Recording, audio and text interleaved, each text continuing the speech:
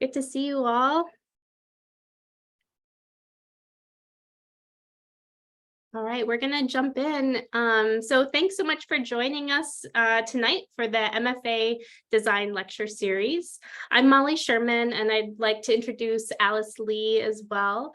We're co-advisors in the MFA in Communication Design program here at Texas State University. And I'd like to thank Michelle Hernandez, who helped coordinate this event, and Beth Thomas, the director of the School of Art and Design, for their support. We ask that you mute your audio to limit interruptions and distractions. And we are recording this event and we'll be sharing the recording on the Texas State Communication Design YouTube channel. So without further ado, I'd like to introduce Lizania Cruz. Lizania is a Dominican participatory artist and designer interested in how migration affects ways of being and belonging. Through research, oral history, and audience participation, she creates projects that highlight a pluralistic narrative on migration. Cruz has been an artist in resident and fellow at the Laundromat Project Create Change, Agora Collective Berlin, Design Trust for Public Space, Recess Session, IdeasCity New Museum, Stoneleaf Retreat, Robert Blackburn Workshop Studio Immersion Project, A.I.R Gallery, BRIClab Contemporary Art, Center for Book Arts, Jerome Hill Artist Fellow in Visual Arts, Artist Circle on Climate Displacement Fellowship at the Institute of Othering and Belonging at Berkeley University, Planet Texas 2050, Artist Resident at the University of Texas, and the International Studio and Curatorial Program. Her work has been exhibited at the Arlington Art Center, Bronx Art Space, Project for Empty Space, Oolite Art Center, Jenkins Johnson Project Space, the August Wilson Center, Sharjah's First Design Biennial, Untitled Art Miami Beach, the Highline, Bemis Center for Contemporary Arts, among others. She has presented solo shows at A.I.R Gallery and Q Art Foundation. Most recently, she was part of Estamos Bien, La Trienal 2021 at El Museo del Barrio, the first national survey of Latinx artists by the institution. Furthermore, her artworks and installations have been featured in Hyperallergic, Fuse News, KQED Arts, Dazed Magazine, Garage Magazine, and the New York Times. We're very excited to have Lizania joining us tonight to share her work, and I'll hand it over to you. Nice, and thank you, Molly. And thank you everyone for being here. And I'm going to share my screen.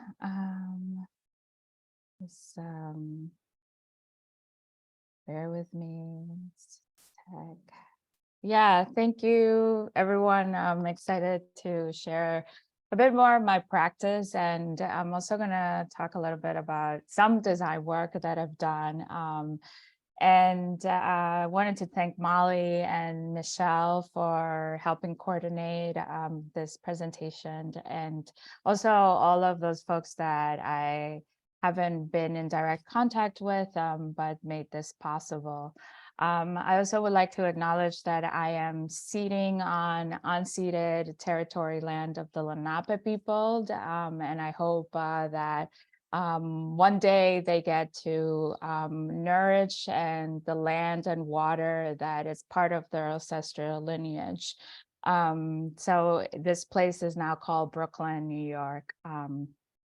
So I wanted to start by kind of, and this is a little bit of how I approach sharing some of my work. Like I do believe there's no straight lines in nature nor in life. So this presentation, although it looks like a linear trajectory, is by no means linear. Some of the work informs some other things, and I'm oftentimes working on 2 or 3 projects at the same time. I am, as Molly said, from this place that was colonized, and before it was colonized, it was called Haiti, and after colonization, it was called Quisqueya, La Española, Santo Domingo, San Domingue, and then it became two nation states, Haiti and the Dominican Republic. So it's this very controversial island in the Caribbean. And I also like to introduce my child person always, because I think like I am kind of like the multiplicity of all these stages in life. And this is me at 8 years old and my first visit to New York City. And I always show this image because if, as a Dominican, there's always a connection between the two islands, the island of New York and the island of the Dominican Republic. So there's like around 2 million Dominicans in the East Coast and mostly in New York City.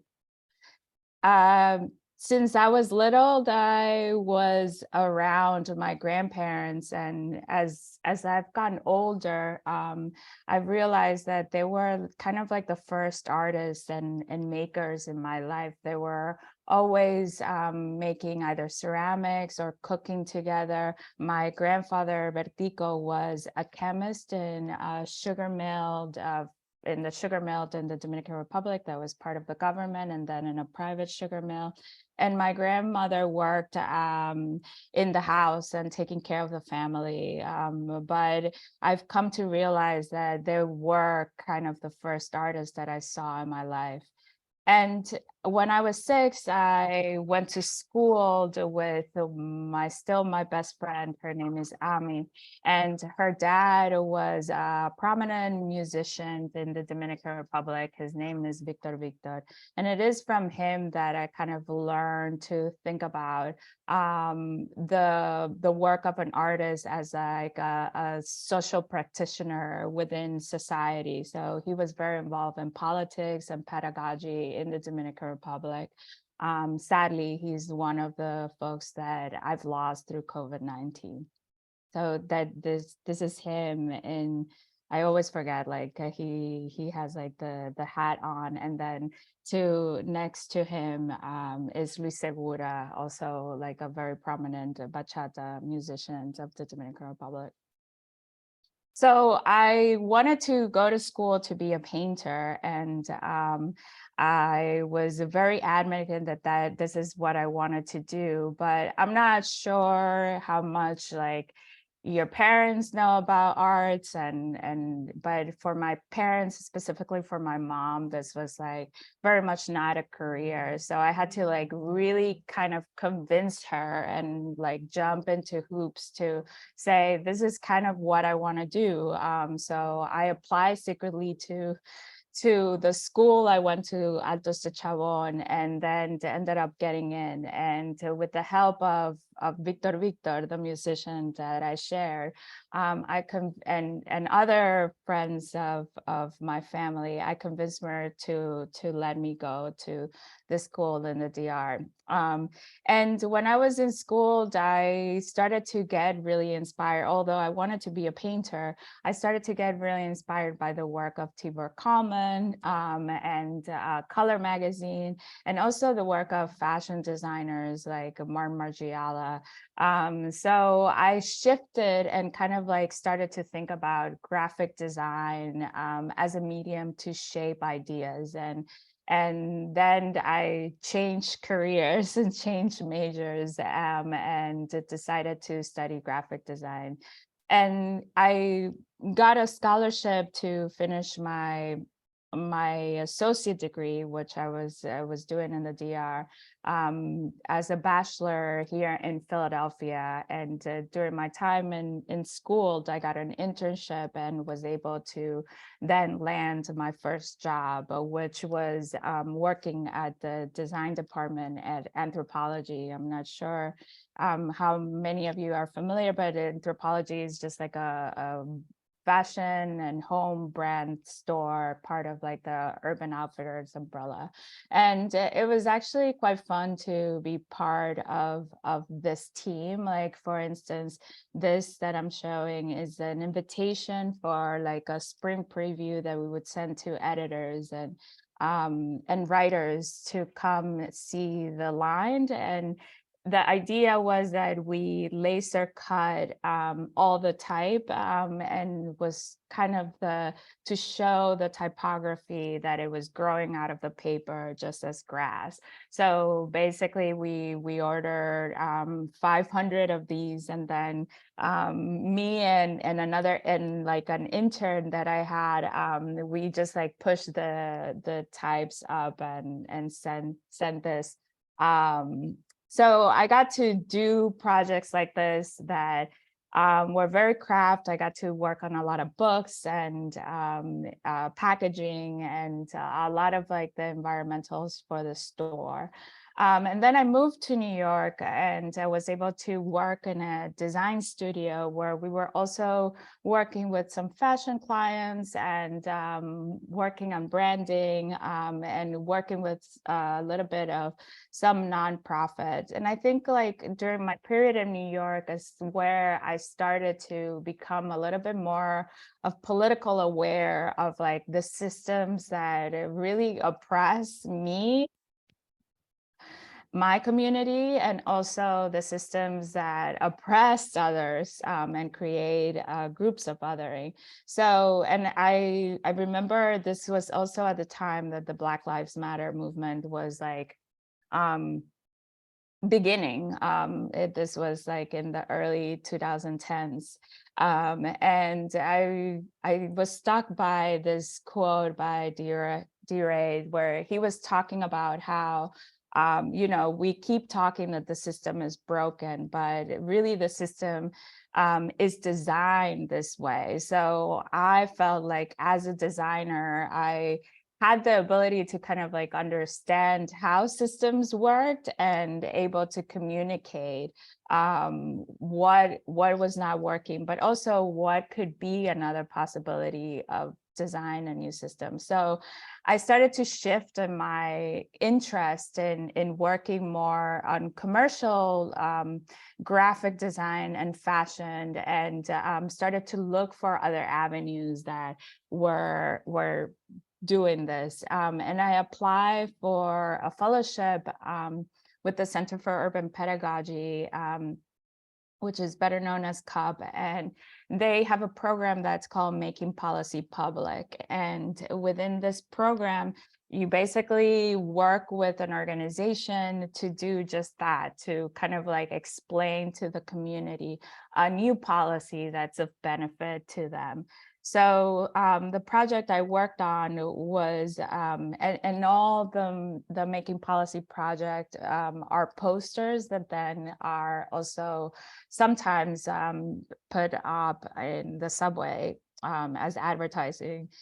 Sadly, mine didn't, but it was like a fold out poster, and we were trying to explain the Fair Chance Act, and I had the opportunity to partner with an organization that it's called Vocal NYC. They're still very active, and the Fair Chance Act is better known as like ban the box. So basically, if you are an individual re-entering society after being touched by the criminal justice system, the employers are not allowed by law to ask you about your record until they offer you the job. So the idea with the poster was really to kind of like look into like the editing marks and try to kind of highlight some words, some things that so people could understand and navigate the interview process.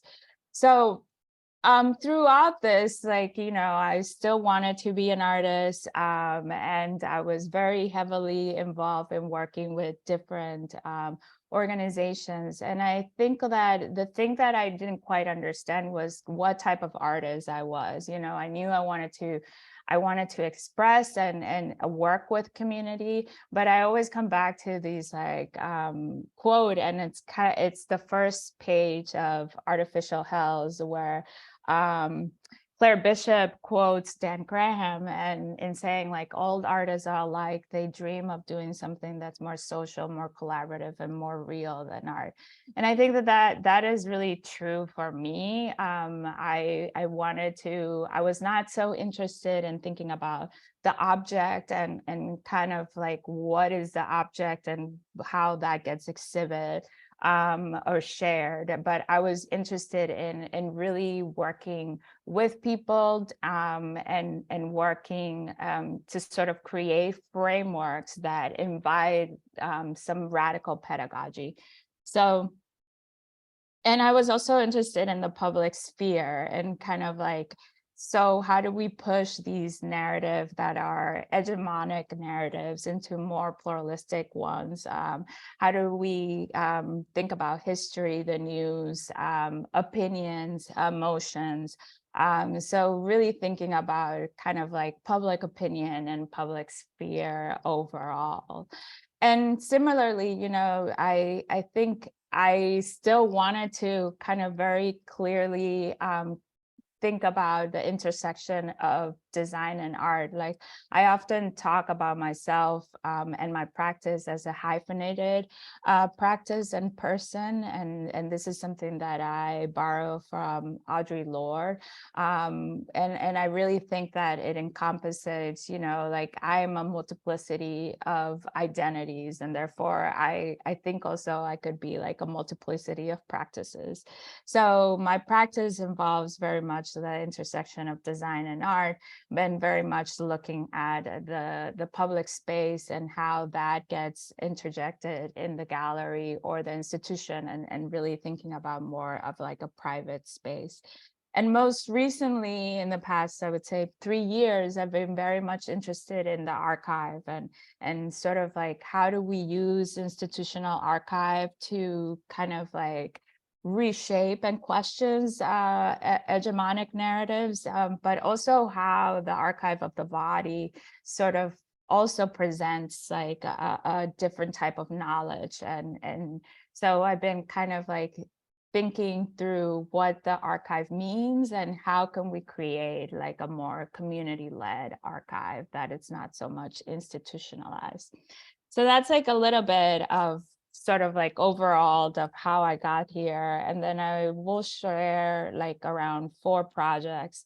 And again, some of these projects were informed by, you know, the past work, but it's not super linear. So I'll start with We the News, because We the News was kind of like a project that I just recently created closure for it. I worked for it for 6 years, and I was really interested in thinking about, you know, like in 2016, the immigration was at the top of the news cycle, but again, nothing new, but the narrative that was very much about immigration was very not centered around Blackness, so and the intersections of race and migration. So I wanted to kind of think about what would it look like for us to tell our own news and also create a space where Blackness wasn't really a monolithic, so it could be more expansive. And so the idea was to create a traveling newsstand that documents the stories of Black immigrants and first-generation Black Americans. And the way I did this was I partnered with an organization, a national organization called the Black Alliance for Just Immigration. And we organized a series of story circles where we invited participants to kind of like respond to a prompt. Sometimes we started with a poem, sometimes we started with a more literal question, but it really, again, just like looking at the intersection of race and migration.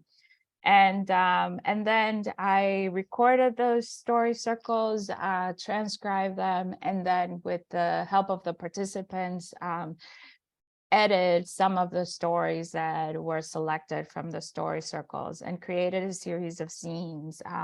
Some of these were risograph, others were laser printed. And the scenes, also half of them were in Spanish and English, and the other half were just English. And then the scenes become part of what is part of the newsstand. And when I think of the newsstand, I really think about a sculptural element that gets activated in the sidewalk. So when I used to put the newsstand on the sidewalk, I would invite other artists to come and host workshops. I would invite musicians to play music, participants from the project to share their readings of their stories. We would have food, but it was really about kind of like, how can we reclaim the public space with our own narratives and sharing like our own stories. So this is a documentation of a happening that was in Washington Heights here in New York. And again, this is an example of Julissa, which was one of the participants, and she's sharing her story. And I think also what was beautiful about this project, and particularly for me, was that this is literally 5 minutes from my block, from where I live. So the project was very much centered in my neighborhood, and it started that way and it kind of ended that way because Baji, the organization, is also a couple of minutes from my block. So I think that a lot of things encompassated for this project to become and have the energy that it actually ended up having. So I'll share a little video because I also, again, when I mentioned that, I think of the newsstand as a sculptural element that gets activated. For a happening, I was invited in Miami to put the newsstand in Untitled Art Fair. And I told the curator, okay, I want to take the newsstand. It was being exhibited in a gallery, A.I.R, and I pushed the newsstand to the fair. And this is what that looked like. Oh, can you hear sound? Can someone let me know? Yes. Okay, great.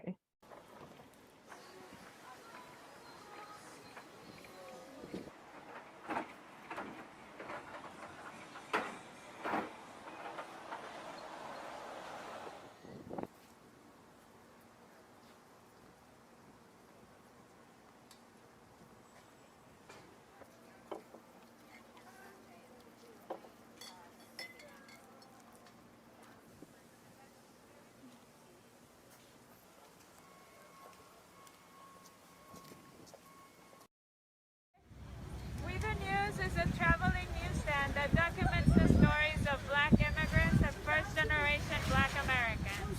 This is an excerpt from a We the News story circle that took place at the Brooklyn Museum on August 12th. Yeah, and for this particular happening, I read some of the stories as people were coming into the fair.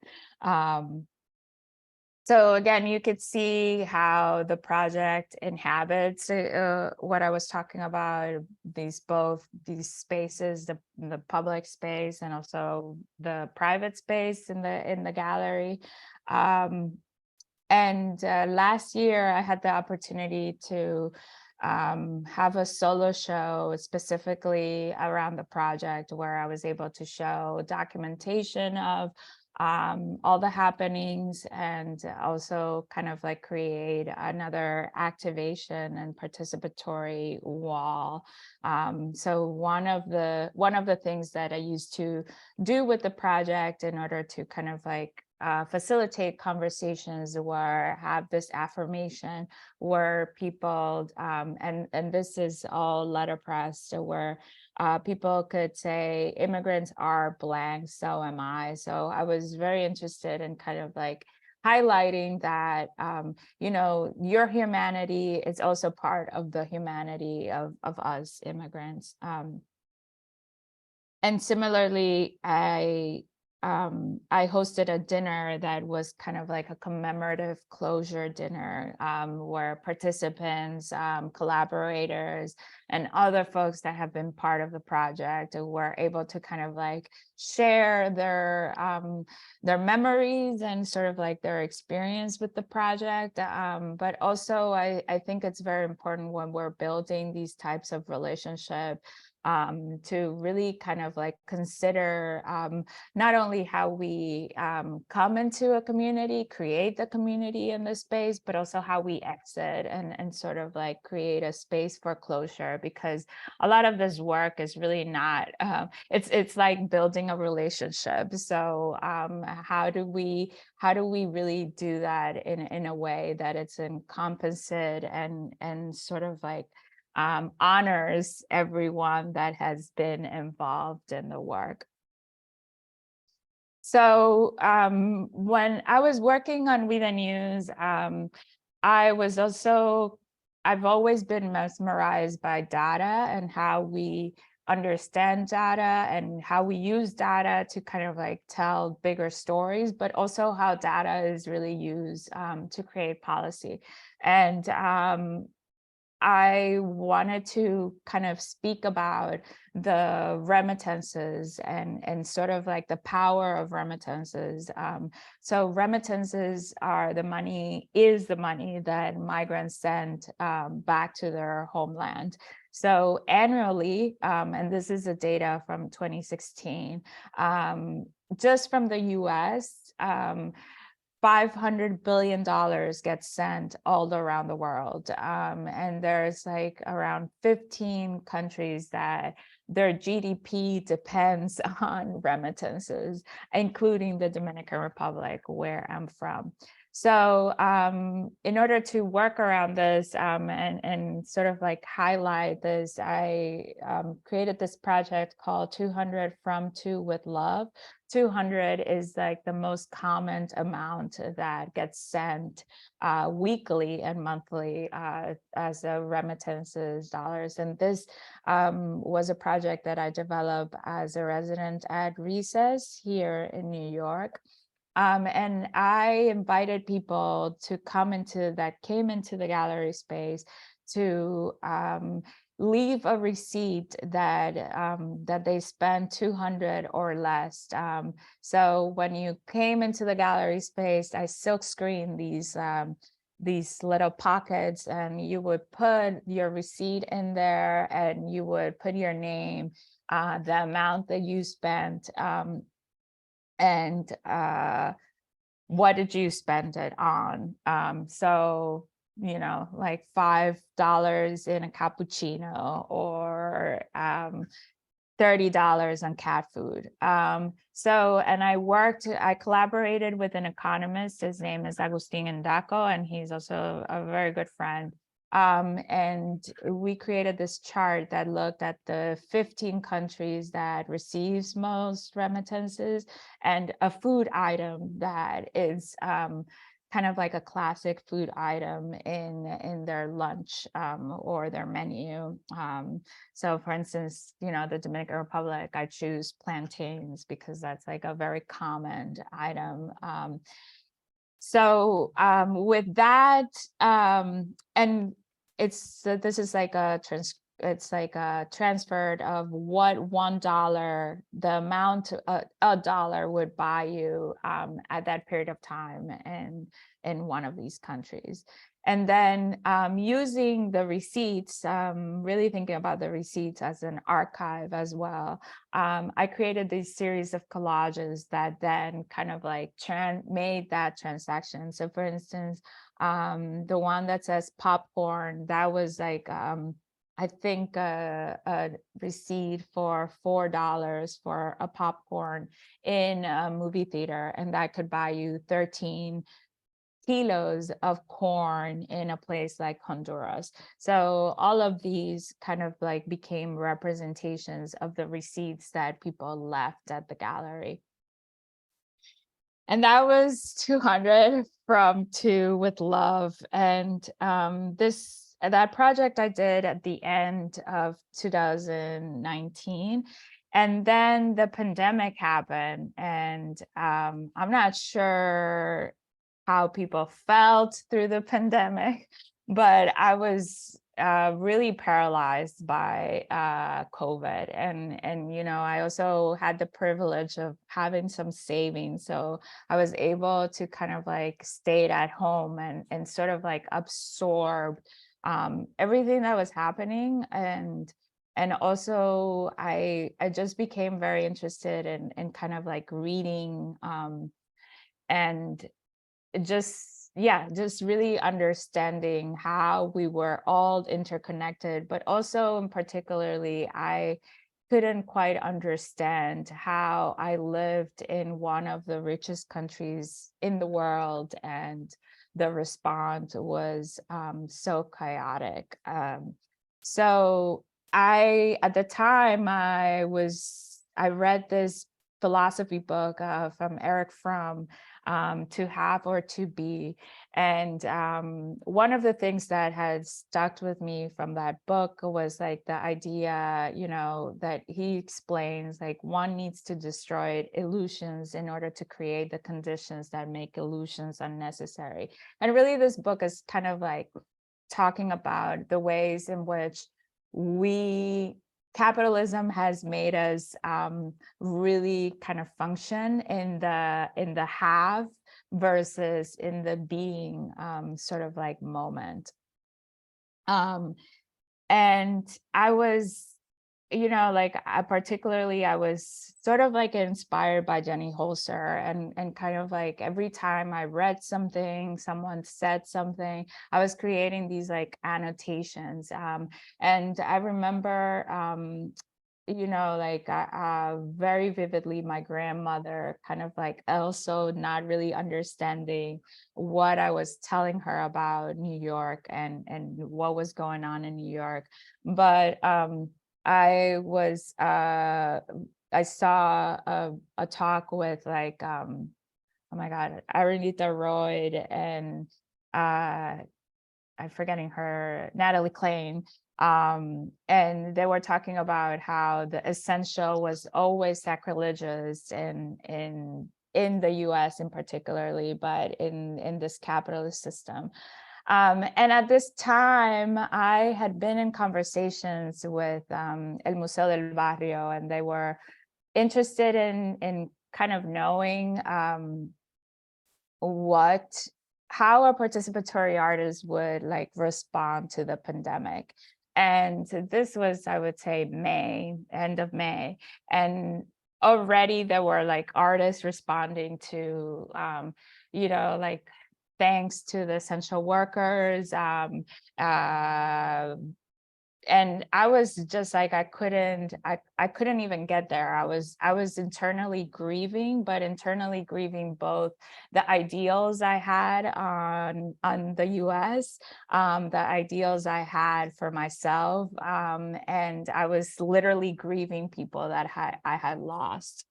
So my idea was really, for me, this was like the end of the American dream. So I proposed to El Museo that we would create like the obituaries for the American dream. And every time I have an idea, I go back to the news, like and see what's happening in the news. And the article on the right that is from the New York Times, "The American Dream is Alive and Well," was an article that was published in May of 2020. And it was written by a white man. And when I went to the comments, like, it was crazy to see how people were coming at him and saying like, of course, yeah, this is crazy. The American dream is not alive. And always I say, for me, the American dream had like, you know, fatal cancer, but it was really the pandemic who killed it. And then the article on the left was by Renicoa Island, and she was explaining, how the American dream had already been vanished for millennials of color.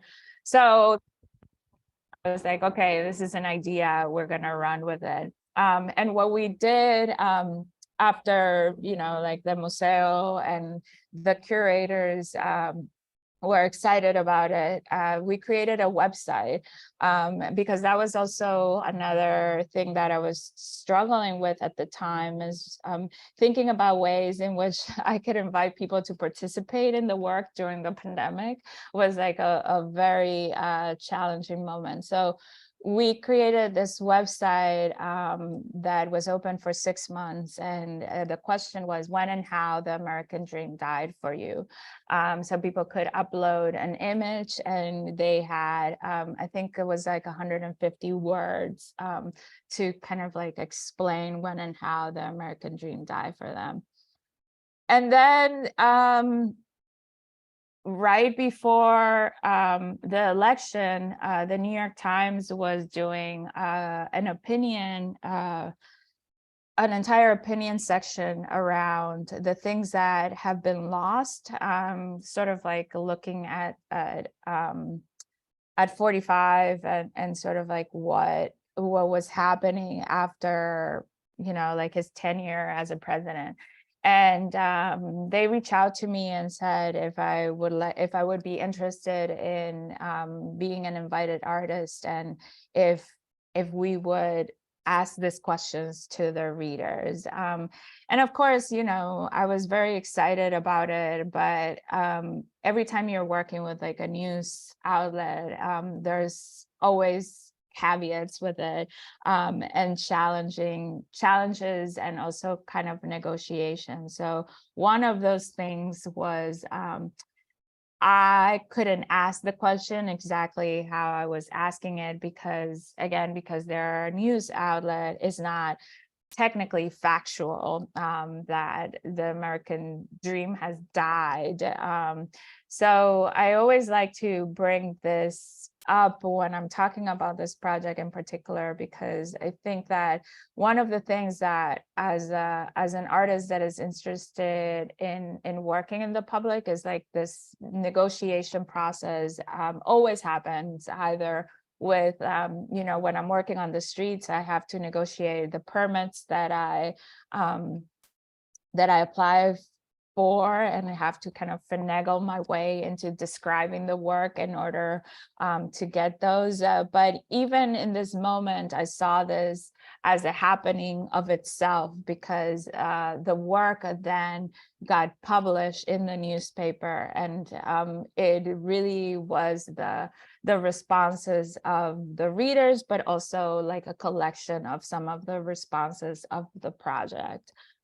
So for me, this is in a way an intervention of sorts, like and another way that the project lives in the public sphere.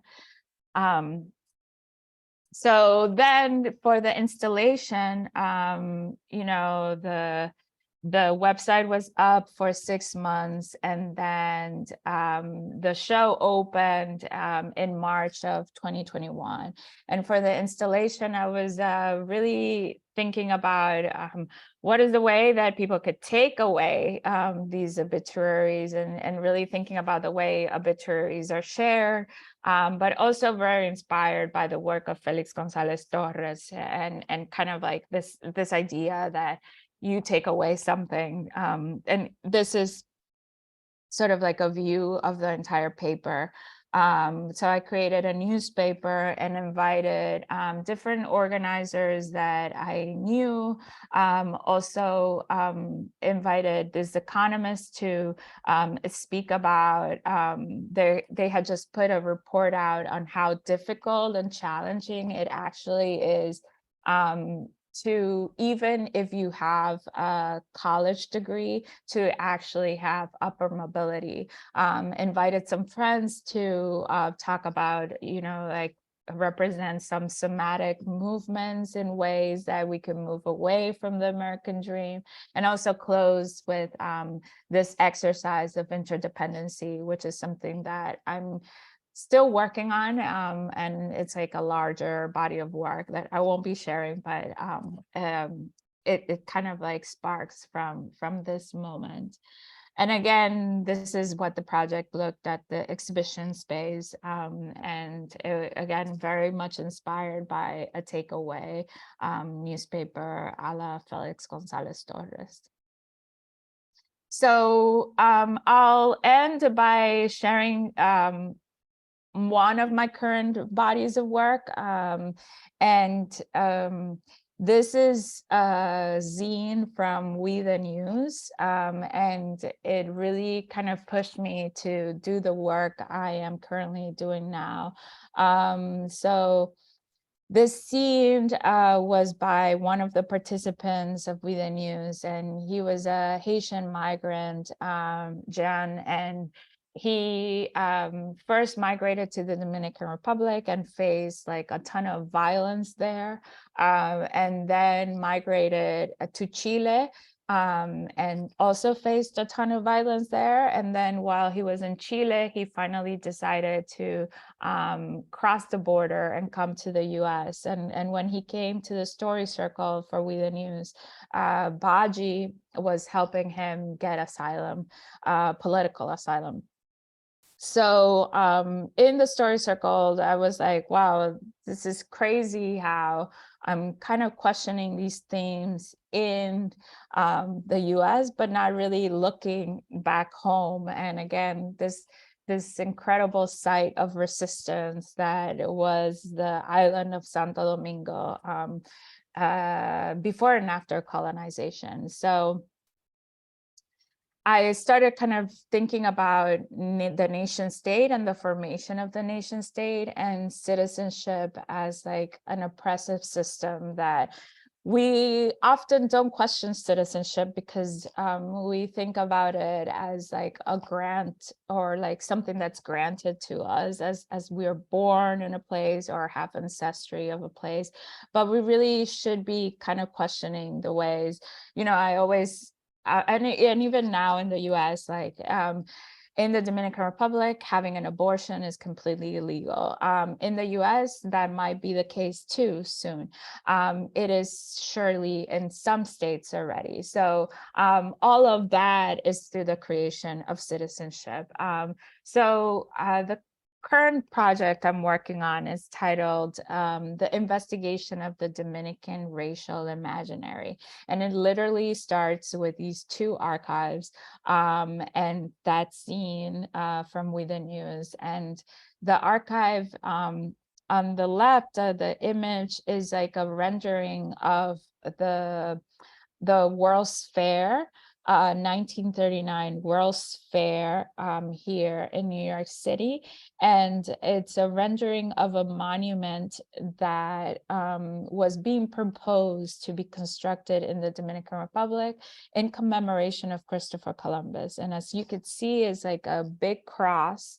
And the idea was that the remains of Christopher Columbus were going to be inside. I know this monument as the day that it was inaugurated in the Dominican Republic was in 1992, which was in celebration of the 500-year anniversary of colonization in my country.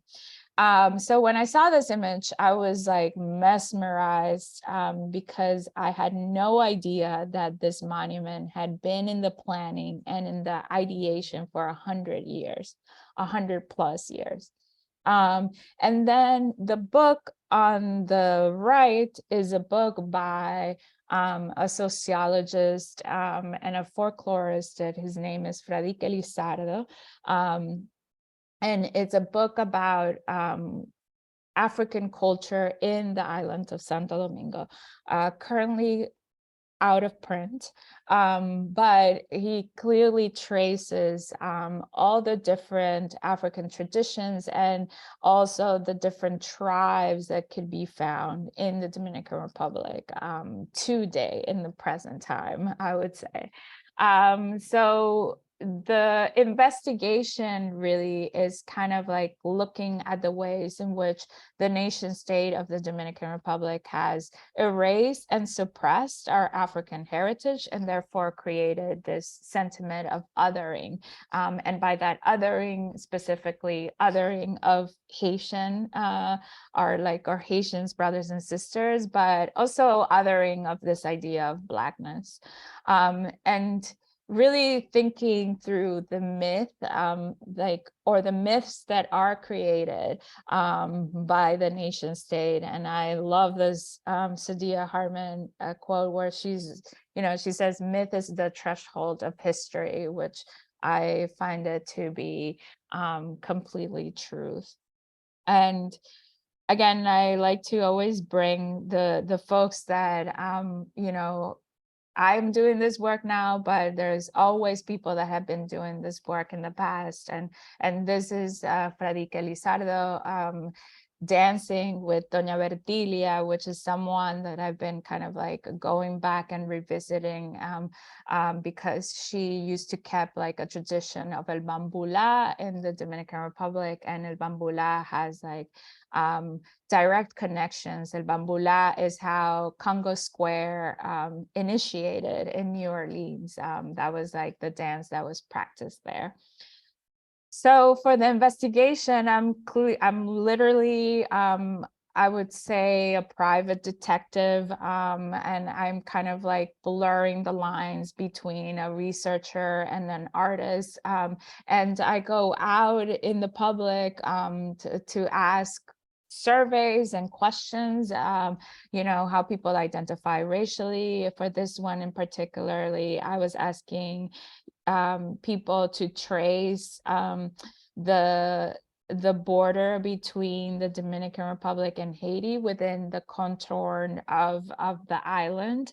I also put an ad on the newspaper asking people to come meet me at this cafeteria. There was like a cafeteria that my grandfather used to visit a lot, and I used to go there with him, but it was a political, always like a space of writers and organizers and political people would come, artists too. So the idea was that people could bring an evidence on the ways in which the African heritage is suppressed within their family. And again, like as I said, with this project in particularly, I've been very interested in thinking about the archive and reconstructing the archive, not necessarily, and reconstructing history, not necessarily as something that's linear, but something that has very much like a rhizomatic relationship. So, thinking very much about glissant and rhizomatic thinking. And this is sort of like a way in which I've been sort of restructuring the archive. So thinking about the ways in which the nation state, the economy, the religion, culture, and folklore, and resistance all comes together. And by that, this is an image of my first show with this project, which was titled In Search of Motives at A.I.R. Gallery. And in the back, it's like an installed of the timeline. And as you could see, it's just like a series of archives that are organized within that Venn diagram. And again, I've used a lot of video for this work, a lot of the ephemera that I'm looking at from the street and as I am creating happenings, and a lot of print work and photography. And within this body of work, I have a project that's called Looking for Witnesses, Se Buscan Testigos, and I did this in end of 2020 as part of a biennial that happens in the Dominican Republic. And the intervention was, I did around 250 of these posters, and I had a WhatsApp number, and I was asking people very specific questions, historical questions, and things that they taught us throughout the north region of the DR, and I would have conversations with the folks. So here's like a video to show you a little bit of what that public intervention looked like.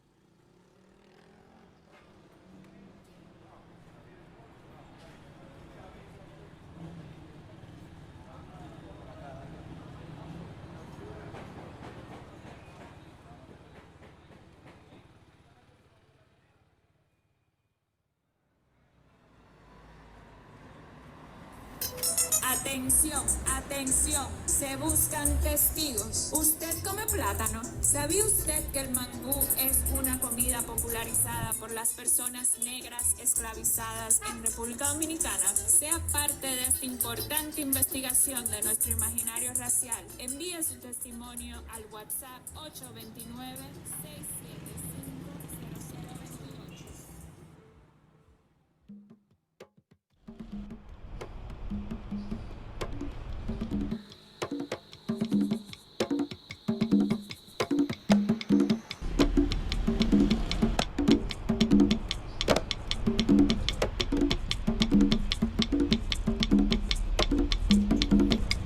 And this is asking people, when and where do you dance merengue, bachata, music that is influenced by African heritage?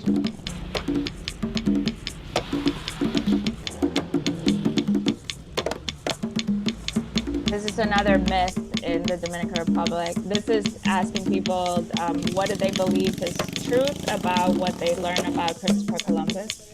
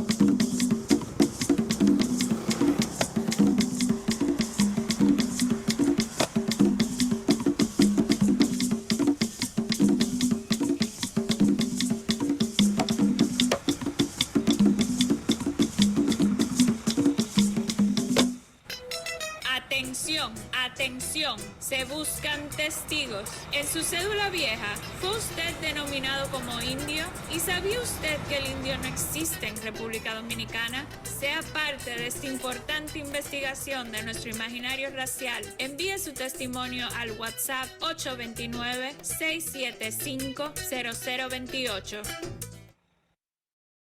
Oh, yes. And then again, I've also done this in New York City, and really thinking about myself as like a way to document these interventions with me in it as well. And this is kind of like the outfit that I've selected as part of like, you know, the detective outfit, as you might say, and I also show part of the outfit when I'm kind of showing the work in the exhibition space. And when I did it in New York City, I did it more as like a risograph, that I would ask these different questions and were more in relation to the diaspora here in New York. And these are an example of what people would send me on the WhatsApp. You know, like the man that's like cut out. I don't know how many of you use WhatsApp, but we use it a lot. And there's like a very much like a culture of stickers and sort of like GIFs. And so I was also really like archiving the conversations and the different kind of markers of the ways that people engage with these questions and work. And because of that, because I'm really thinking about this as like an archival project that kind of like encompasses like public opinion, I worked also with a creative technologist who I collaborate a lot. His name is Matthew Ross, and we created this like platform that sort of like hosts all the responses that people would send for the specific questions through the WhatsApp. And this is what the work looks like in the exhibition and the gallery space. The installation at front is a series of 20 books. And the installation is titled The Plaintiff's Records. And you really the impetus for this work also is that in 2013, the Dominican Republic passed a law that's like commonly known as La Sentencia, that retroactively revoked nationality to Dominicans of Haitian descent, meaning like if my parents were Haitian and I was born in the DR, I had Dominican citizenship, but they went retroactively to 1940s and took citizenship from all the folks that this was their condition. And it's said, estimated that around 200,000 people became stateless because of this law. So each book has 10,000 pages, and each page represents one birth certificate that was revoked from the state. So again, this very much so being at the plaintiff's record. And for this installation, I partner with an organization in the Dominican Republic that it's called Reconocido, that works to sort of organize and create just to fight for the rights of these folks. Everyone involved in the organization it's a descendant of like Haitian migrants in the Dominican Republic. And they've been working on a writing workshop for these folks to kind of like share their stories. So the books had this bookmark that in the gallery space, you could scan the QR code and go read one of the stories from the people, one of the persons who were affected by this law. And again, very much because this work is involving the public in, I guess, like in the public sphere, like in the street level, but also in the gallery level. I see this work ending, not sure when, and like the future as a happening that is like a trial, a public trial.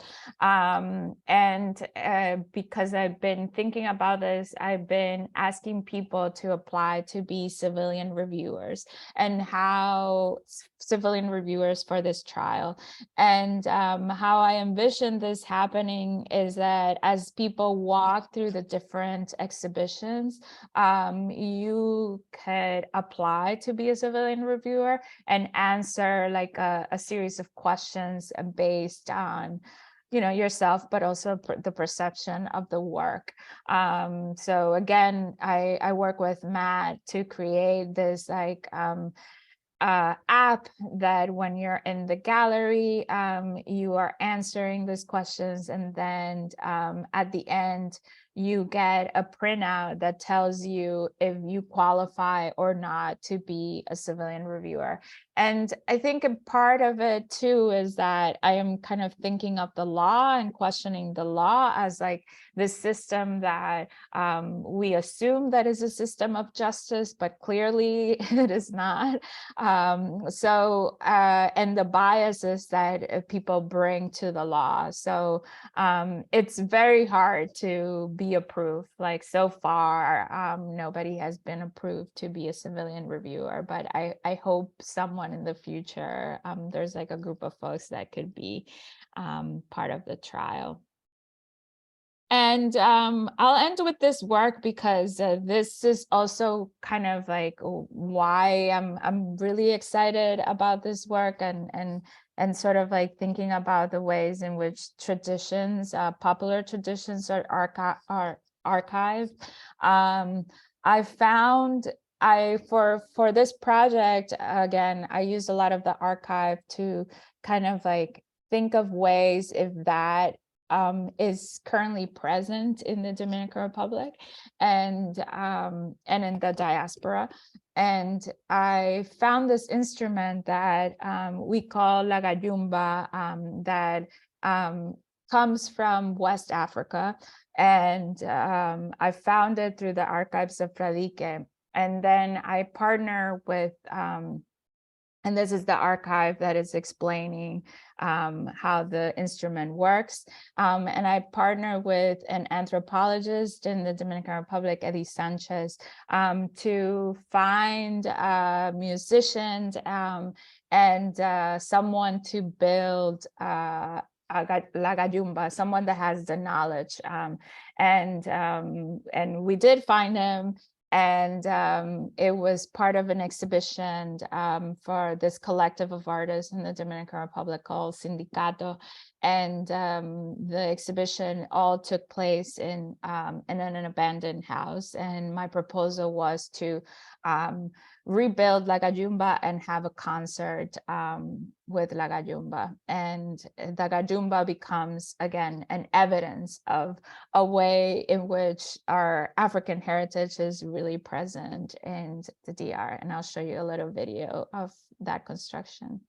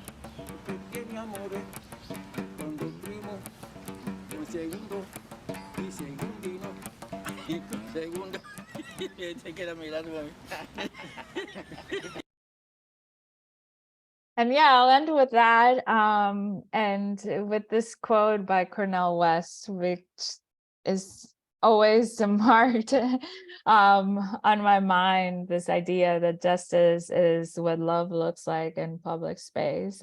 So I hope that my work and my practice and the people that engage with my work are able to feel this type of love. So yeah, thank you. Thank you so much, Lizania.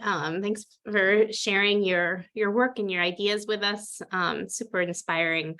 So we do have a few minutes for Q&A portion of the lecture. And so I invite y'all to turn on your video so we can see each other if you're able.